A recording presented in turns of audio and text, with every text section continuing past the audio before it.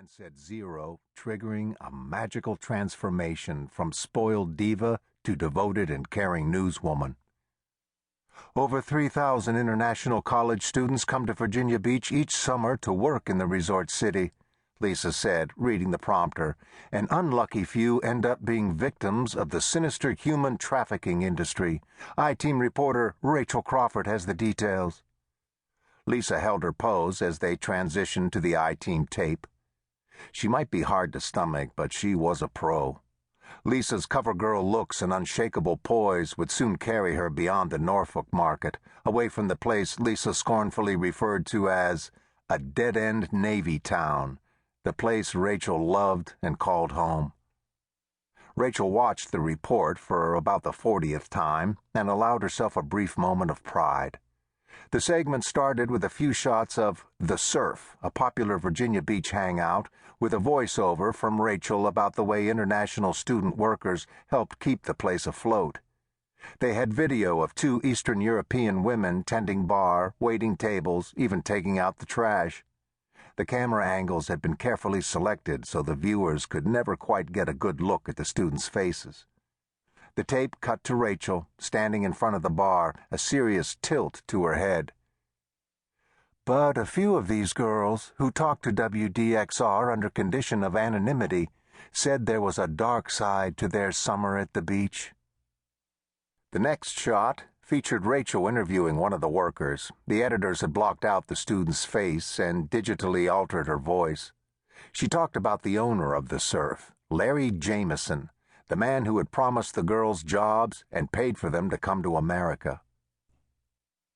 If you didn't become one of Larry's girls, you could never get out of debt, no matter how hard you worked. Plus, there were threats. As Rachel explained the scam, a website appeared on screen. The girls' images were distorted, but it was obviously a porn site, one that Rachel had traced back to Larry Jameson. "We asked Mr. Jameson about these charges," Rachel said on the tape. "He refused to be interviewed for this report." In a few seconds, they would be live again. Rachel checked her earpiece and turned toward Lisa. She heard a pop that startled her. It might have been a few pops, something like firecrackers, coming from the other side of the studio's soundproof door. She glanced at the doors, but nobody else seemed bothered by it.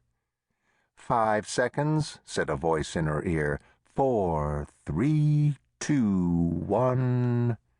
A cameraman pointed to Lisa, and she turned toward Rachel.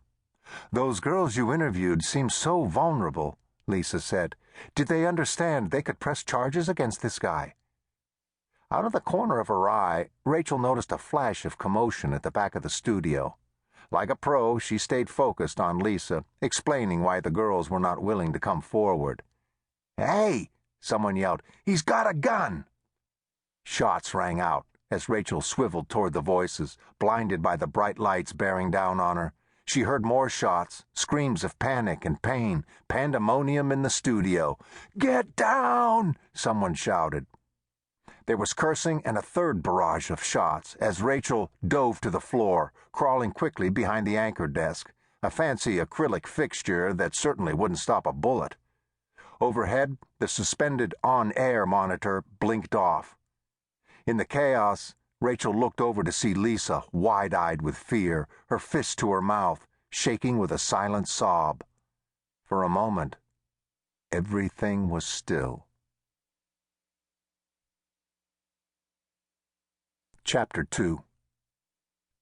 Rachel huddled behind the desk, paralyzed by fear. Her breath came in short staccato bursts, miniature explosions into the deafening silence. She pressed both hands against her face, half praying, half listening, shaking with terror. She heard footsteps and heavy breathing. She gasped when she caught the gunman in her peripheral vision, towering over her. Larry Jameson, the target of her I-Team report. The man was wild-eyed, his gray hair disheveled, his face red and stubbled. He pointed a flat black pistol at her that looked like a chopped-off version of a weapon from a Rambo movie.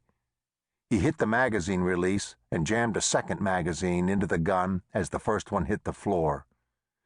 "You're the one," Jameson hissed, grabbing her by the hair and yanking her to her feet.